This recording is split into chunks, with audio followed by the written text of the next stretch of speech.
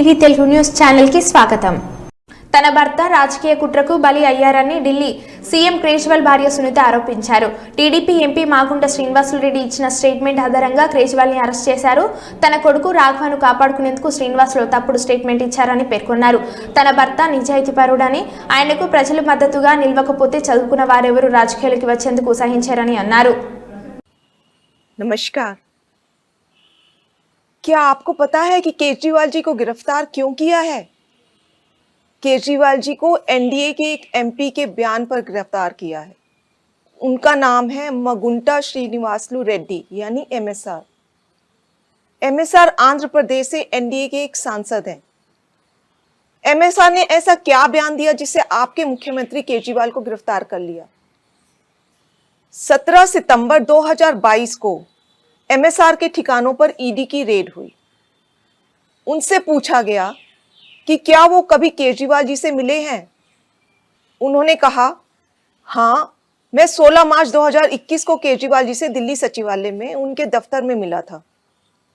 मैं दिल्ली में एक फैमिली चैरिटेबल ट्रस्ट खोलना चाहता था। उसके लिए दिल्ली के सीएम से जमीन के बारे में बात करने गया था। केजरीवाल जी ने कहा, लैंड एलजी के पास है, एप्लीकेशन दे दो, हम देखते हैं, और कहकर चले गए। ईडी को एमएसआर का जवाब पसंद ही नहीं आया। ईडी ने कुछ दिन बाद एमएसआर के बेटे राघव मगुंटा को गिरफ्तार कर लिया।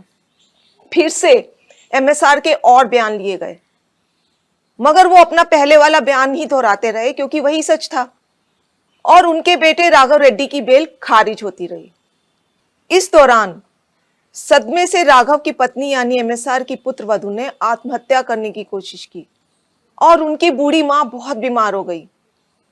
इन सब को देखते हुए बेटे के लिए बाप भी टूट गया। 17 जुलाई 2023 को पिता एमएसआर ने ईडी में अपना बयान बदल दिया। उन्होंने अब कहा, 16 मार्च 2021 को मैं केजरीवाल जी से मिलने गया था। मुश्किल से 4-5 मिनट मुलाकात हुई। वहीं 10-12 लोग बैठे थे। मेरे कमरे में घुसते ही केजरीवाल जी ने मुझसे कहा कि दिल्ली में आप शराब का काम शुरू करो, बदले में आम आदमी पार्टी को 100 करोड़ रुपए दे दीजिए।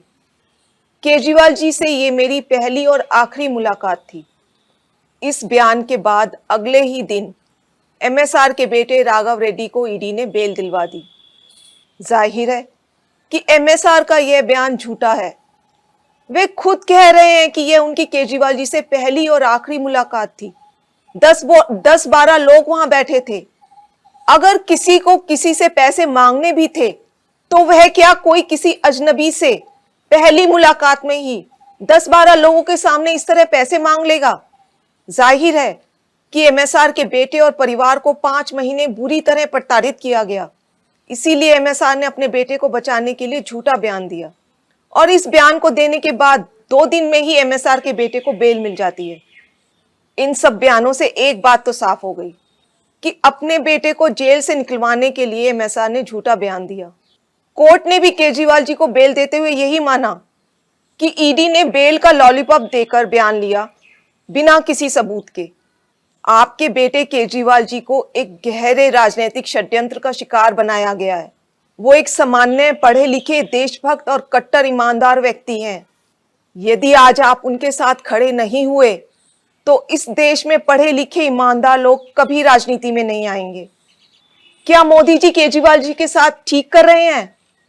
इस वीडियो को ज्यादा से ज्यादा शेयर करें ताकि देश को पता चल सके कि मोदी जी कैसे ईडी सीबीआई के जरिए एक गहरे राजनीतिक षड्यंत्र के तहत आपके केजरीवाल और आम आदमी पार्टी को खत्म करना चाह रहे हैं। जय हिंद।